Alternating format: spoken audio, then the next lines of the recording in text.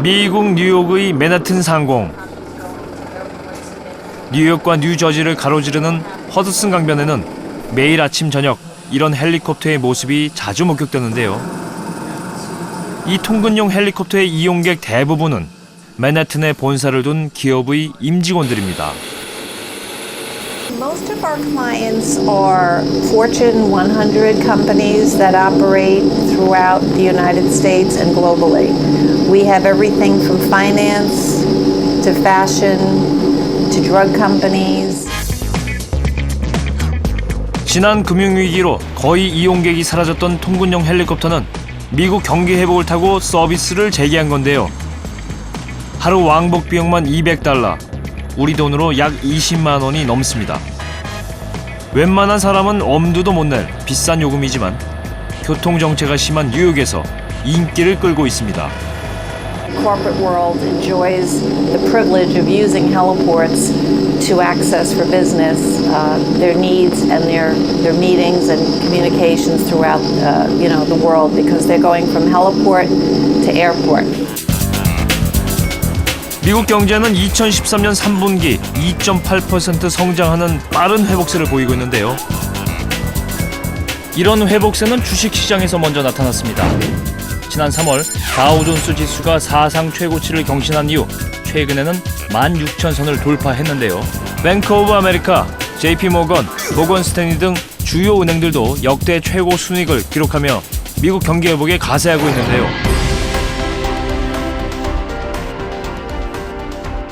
이렇게 월가를 회복세로 이끈 원동력은 무엇이었을까요? 리먼 사태 이후 5년, 대대적인 체질 개선에 나선 월가를 다녀왔습니다.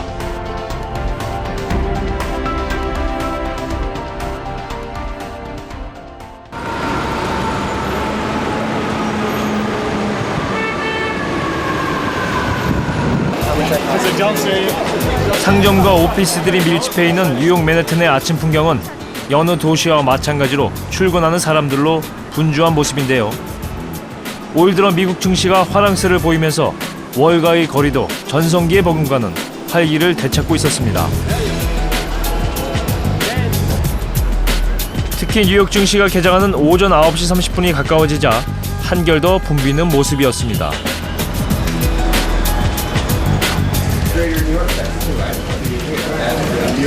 월가의 금융맨들은 뉴욕 증시가 개장하기 전보다 훨씬 더 이른 시간부터 바쁜데요. 이곳 월스트리트에서 증권 거래를 전문으로 하는 이 회사도 사정은 다르지가 않습니다. 아침 식사를 거르는 것은 기본이고 실시간 경제 동향과 주식 종목을 살피느라 쉴 틈이 없습니다. So I get in at about 6:30 in the morning. Stock market opens at 9:30. I typically look at what's going on in Europe, what's going on in Asia. I look at all the economic data, which is very important, especially for the industrial group. 최근 들어 미국 증시에 많은 투자 자금이 몰려들면서 이들 금융맨들은 누구보다 달라진 월가의 분위기를 체감 중인데요. 특히 미국, 유럽 등 선진국 주식을 중심으로 고객들의 문의와 주문도 빠르게 늘고 있습니다. Really, customers are interested in any stock that can make them money, first of all. But in my names, the energy names, they're kind of broken down into either the service companies, people that kind of do the rigs and the drilling, and then the E&P companies, the exploration and production companies are probably the biggest ones. 미국 증시로 글로벌 투자 자금이 지속적으로 유입되는 것은 침체됐던 미국 금융시장과 경제에도 긍정적인 신호인데요. 미국 제조업을 비롯한 경제 지표가 살아나기 시작하면서 그동안 안전자산인 채권에 집중됐던 투자 자금도 점차 위험 자산인 주식으로 이동하는 현상이 나타나고 있습니다. People were trying to figure out what is leading energy higher, and obviously it's an infusion of money. And then we've talked to many customers that are putting money to work, and the question is that they'd be 70% in fixed income, 30% in equities, and they would tell us that the shift was kind of balancing out a little bit more, that more money was coming out of fixed income into equities. People say that the U.S. is in a manufacturing renaissance right now. A big multinational company like Caterpillar. Like, why would you put a plant in India? Why would you put a plant in Asia, where the wage growth is 25% a year, when you can put your company in the U.S. and we don't have inflation, we have very low wage growth. The cost benefits is much better. So yeah, no, it's definitely. I think that's another reason why our space has been acting well. 최근 미국 기업들의 실적이 좋아지고 경기 회복세에 자신감이 더해지면서 글로벌 투자 자금은 미국 증시로 대거 유입되고 있는데요. 지난 10월까지 미국 주식형 펀드로 순유입된 자금은 2,770억 달러로 우리 돈 300조 원에 달합니다. 이런 수치는 지난 2000년 이후 무려 13년 만에 최대치입니다. As people get more relaxed about recovery, more of that money is likely to find its way into the stock market. You've seen until this year very small flows into the US equity market, despite a reasonable recovery in that market since the bottom in 2009. In particular, there's still a reasonable amount of cash, bank deposits, the things where people put their money when they wanted to keep it very safe. And some of that money, I think, is starting to flow back into the stock market, and that trend, if our forecasts are right, it will probably continue. 제조업의 부활을 발판으로 미국 경제는 다시 성장 동력을 찾고 있는데요. 이런 미국 경기 회복은 리먼 브라더스 사태로 생기를 잃은 미국 금융시장에 다시금 에너지를 불어넣고 있습니다. 미국 증시에 이어 미국 대형은행들을 중심으로 월가가 차츰 살아나고 있는데요.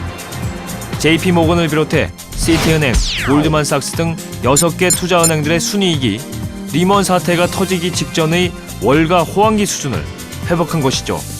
또한 이런 수익성 회복에 대한 기대감은 주가에 먼저 반영됐는데요. 모건 스탠리, 뱅크 오브 아메리카 등 미국 은행과 금융그룹들은 최근 1년 새 주가가 70%에서 많게는 90%까지 뛰는 등 전성기였던 2007년 상반기 수준까지 회복한 상태입니다. 글로벌 금융위기로 벼랑 끝까지 추락했던 월가가 불과 5년 만에 이렇게 옛 모습을 되찾을 수 있었던 비결은 과연 무엇이었을까요?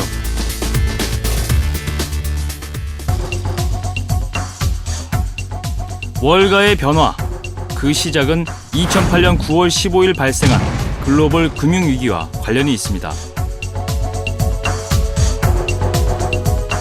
리먼 브라더스 파산은 서브프라임 모기지 사태를 불러오며 대형 투자은행과 금융사, 증권회사가 줄도산하는 사태를 야기시켰는데요. 당시 미국에서 서브프라임 대출을 받은 사람만도 720만 명에 달했고 이들 대부분이 파산하거나 빈곤층으로 전락하는 엄청난 파장이 몰려왔습니다.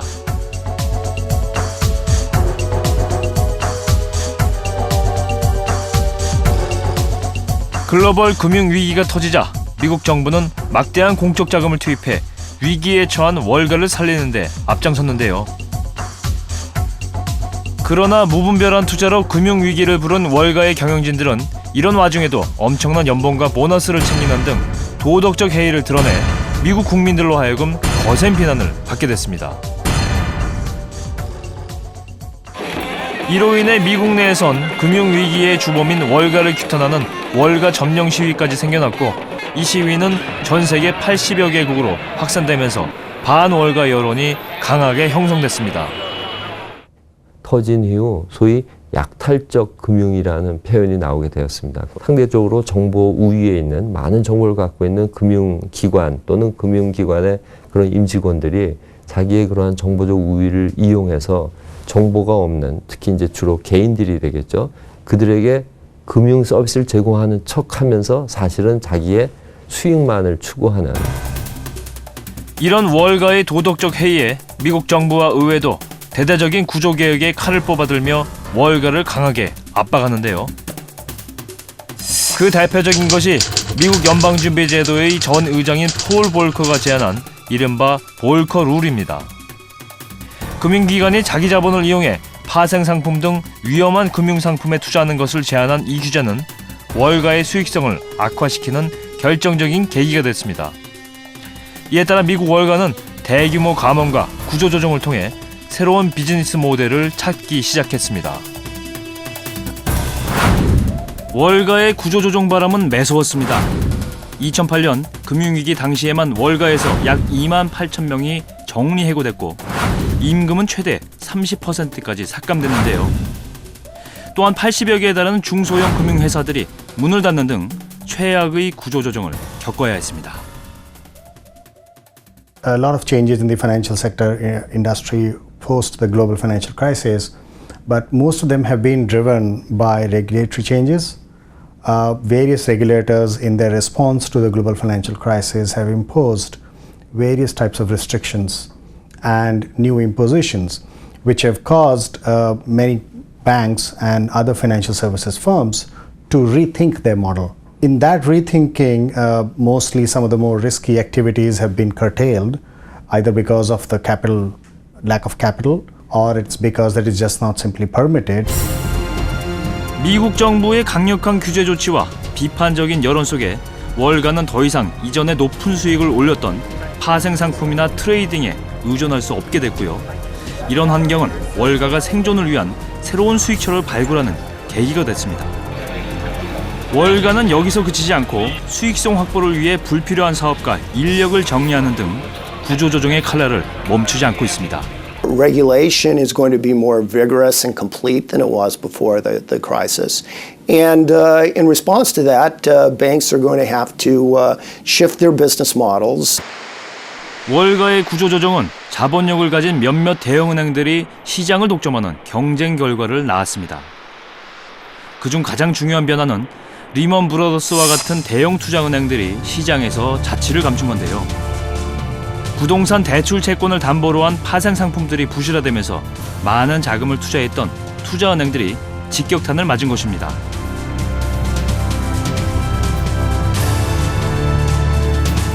이에 상대적으로 자본력이 있고 건실한 상업은행들이 부실한 투자은행들을 대거 사들인 겁니다. 실제 리먼 브러더스가 파산한 이후 JP모건 체이스는 베어 스턴스를, 뱅크 오브 아메리카는 메릴 린치를, 웰스파고는 와코비아 은행을 사들이는 등 대형 금융기관 간에 살아남기 위한 처절한 약육강식이 대거 전개된 바 있습니다.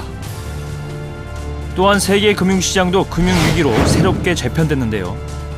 금융위기 직후인 2009년에는 중국 공상은행, 건설은행 등 중국계 은행들에게 세계은행 순위 1, 2, 3위를 내주며 약세를 면치 못했던 미국 은행들은 최근 들어 JP모건 체이스, BOA, 시티그룹 등이 약진하면서 세계 25위권 은행 중 미국 은행이 6개로 가장 많은 수를 차지하게 됐습니다. 그 금융위기를 진정하는 과정에서 보면 이제 미국에서 굉장히 공격적인 정책들을 많이 이제 폈고, 이제 통화 정책이 굉장히 공격적이었고, 그리고 거기에 맞춰서 그 투자은행들도 굉장히 빠르게 구조조정을 이제 시작을 했거든요. 그래서 이제 유럽계나 이제 일본계 같은 경우에는 상대적인 충격은 작았지만 그렇기 때문에 이제 빠른 구조조정을 하지 않았고, 반면에 많이 어려웠기 때문에 미국계 IB들은 굉장히 구조조정을 빨리 했고, 그러다 보니까 이제 어려웠던 그 찌꺼기, 이제 투자은행 밸런스 시트에 있던 찌꺼기들을 빨리 이제 청소를 하고 빨리 도약할 수 있는 그러한 터전을 마련한 게 아닌가. 미국 은행들이 이처럼 심각한 후유증을 이겨내고 금융위기 이전 수준으로 순이익을 회복할 수 있었던 것은 구조조정의 노력과 함께 수익성 회복을 위해 투자은행 업무와 자산관리 같은 새로운 수익원을 찾는 노력을 기울였기 때문입니다. 특히 몸집을 불린 상업은행들이 점차 투자은행 업무를 강화한 것이 눈에 띕니다. 미국의 대표은행인 JP모건은 2008년 38%에 머물던 투자은행 업무를 점차 확대해 2010년에는 50% 가까이 확대했고요. 뱅크 오브 아메리카도 2008년에는 5%까지 축소했던 투자은행 업무를 2009년에는 31%, 2010년에는 46%까지 늘렸습니다. 투자은행의 맏형격인 골드만삭스는 금융위기 당시에도 23억 달러라는 순이익을 달성했고요.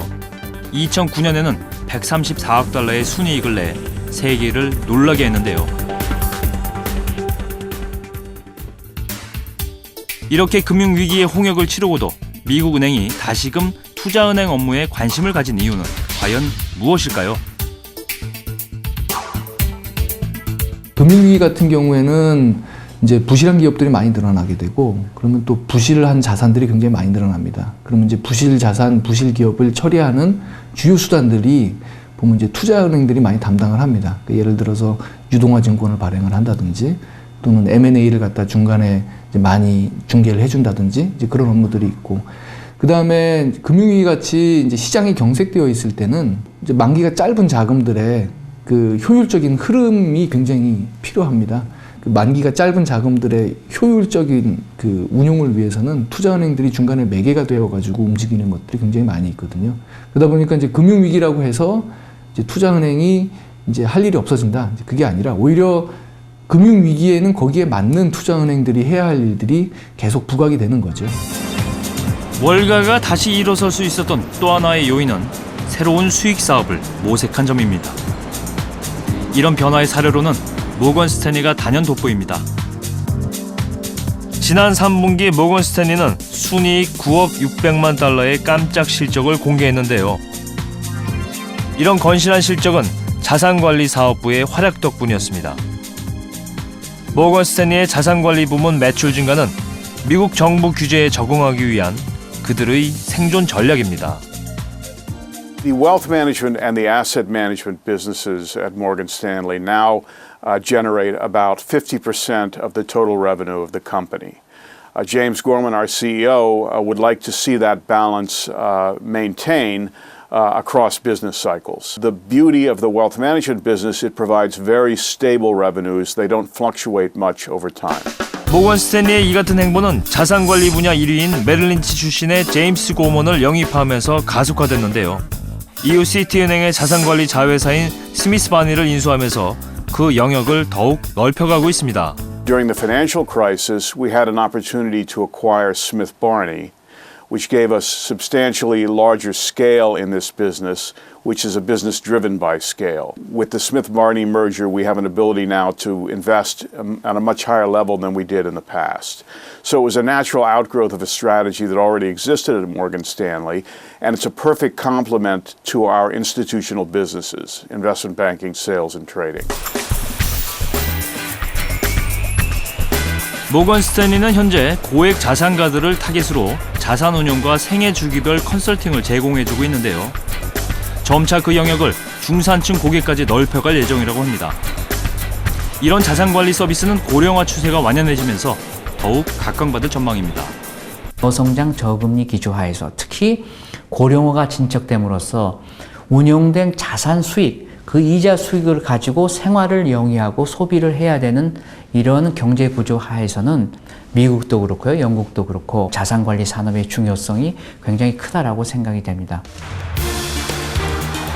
JP모건, 시티그룹, 골드만삭스, 모건 스탠리 등 월가의 대형 IB들은 지난 2분기 231억 달러, 우리 돈으로 약 25조 8천억 원의 순이익을 거두며 수익 구조 개선에 사활을 걸고 있었습니다. 이런 월가의 피나는 자구 노력은 우리에게 많은 생각을 하게 만들었습니다. 대형 IB들을 필두로 한 월가의 금융기관들이 새로운 수익 모델을 찾아 빠르게 진화하는 것과 달리 국내 증권 투자업은 침체에서 좀처럼 빠져나오고 있지 못하고 있는데요. 지난 상반기 국내 증권사들의 실적은 매우 심각합니다. 전체 62개 증권사 가운데 26개사가 적자를 냈고 증권산업 전체의 순이익은 1년 전에 비해 62% 감소했습니다. 이로 인해 현재 증권가는 구조조정의 바람이 매섭습니다. 대대적인 인력 감축과 지점 폐쇄에 나서고 있다는 뉴스가 들려오고 있습니다.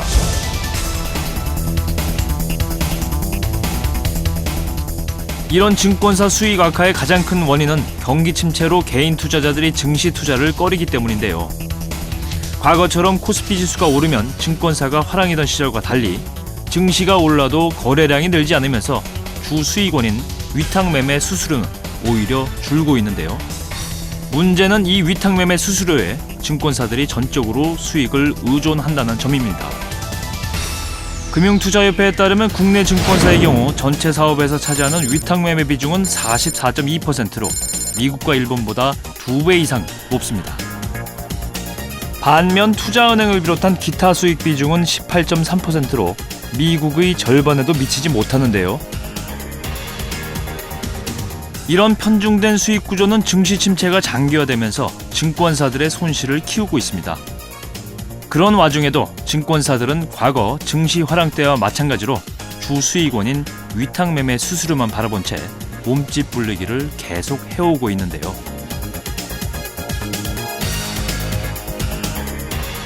지난 2007년 정부가 증권사 신규 진입을 허용한 이래 2008년 40개였던 국내 증권사 수는 리먼 사태가 터진 직후인 2009년과 2010년에도 계속 늘어났고요. 증시 침체가 이어진 지난해와 올해까지 그 수가 증가해 현재 62개까지 늘어났습니다. 사실 과거에도 우리나라 경제 상황이 안 좋은 때가 몇 번 있었고 그때마다 이제 증권사의 수익이 줄어들면서 구조조정의 가능성이 항상 얘기되어 왔었는데요.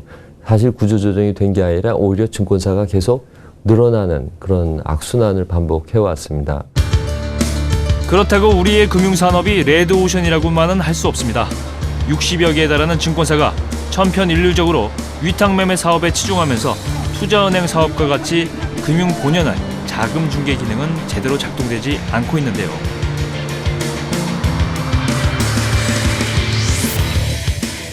지난해 하이마트와 코웨이 매각건을 비롯해 국내에서 이루어진 대형 인수합병 계약을 골드만삭스, JP모건 등이 수주하는 등 해외 IB들에게 안방을 내주고 있는 실정입니다. 그래서 증권사 간 차별화된 사업 개발이 더욱 시급합니다. 분업과 전문화가 어떤 방식으로든 이루어져야 된다라는 얘기를 합니다.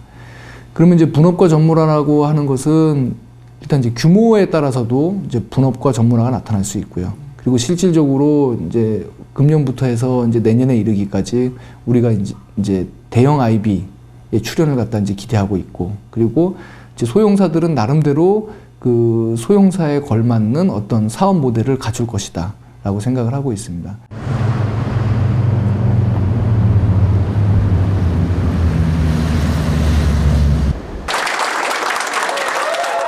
지난 10월 31일 한 증권사가 주도한 벤처회사의 코스닥 상장식이 열렸는데요. 이번 상장을 성사시킨 이 증권사는 올해에만 5개 비상장 업체를 코스닥 시장에 올리면서 국내 IB 시장에 이목을 끌었습니다. 또 저와 회사를 믿고 투자해 주신 주주분들께 감사를 드리지 않을 수 없습니다. 또 회사 바깥에서 이번 상장식은 이 증권사에게 IB 분야에서 또 한 차례의 자신감과 대외적인 신인도를 높이는 자리가 됐습니다. 다 함께 카운트다운을 하시겠습니다. 2, 1, 눌러주십시오. 대부분 증권사들이 위탁 판매에 의존할 때 기업 공개나 인수합병 같은 IB 분야를 공략한 것이 차별화의 성공 요인입니다. 일단 IB 하면 뭐 대형사들의 그 업무 영역으로 생각하기 쉬운데요. 중소형 증권사들이 충분히 도전해볼 만한 영역이 좀 있다고 생각합니다. 우리 회사가 좀 관심을 갖고 있는 부분은 이제 IPO 부분에서 좀 코스닥 시장 상장을 목표로 하는 벤처회사에 좀 관심을 갖고 있습니다. 대형 회사의 경우는 건수도 많지 않고 수수료도 좀 약하기 때문에 그쪽에 좀 관심을 갖고 있고요. 대형 증권사들이 집중하는 딜보다는 틈새를 노리는 것이 이 회사의 전략인 건데요. 100만 원까지 2배 뛴 거 잘 아시고 계시죠? 예, 생각보다 저희가 잘 반등돼서 실제로 이 증권사는 국내 주식 위탁 매매 분야에서 가장 높은 점유율을 차지하고 있습니다. 이 증권사가 편중된 사업 구조를 탈피한 과정은 눈여겨볼 만한데요. 기존의 60%에 달했던 주식 위탁 매매 수익 비중을 40% 선으로 낮추고 IB 사업에 박차를 가한 결과 2012년 한 해 영업수익이 76% 증가하는 결과를 낳았습니다. 모든 뭐 증권사들이 증권 투자 회사들이 그 같은 영역에서 경쟁을 하기보다는 규모에 맞게 서로 좀 특화를 해서 거기에 규모에 맞는 비즈니스 모델을 좀 개발을 해야 될 것 같고요. 중장기적으로 으로 보고 지속적으로 좀 해외 진출을 시도를 해서 새로운 수익 모델로 개발을 해야 될 것 같습니다. 글로벌 금융위기는 금융의 빛과 그림자를 극명하게 보여준 커다란 사건이었습니다. 무조건적인 찬사를 보냈던 금융산업이 얼마나 위험한지를 깨닫게 된 건데요. 하지만 미국 금융은 여전히 미국 경제를 지탱하는 힘입니다. 미국 기업의 투자와 생산을 지원하며 경제를 살리는 성장 엔진의 역할을 해주고 있기 때문입니다. 최근 부상하고 있는 미국 제조업의 성장 뒤에는 월가의 숨은 지원이 원동력이 되었습니다. 한때 탐욕의 상징으로 미국 국민들의 비난의 중심에 섰던 월가.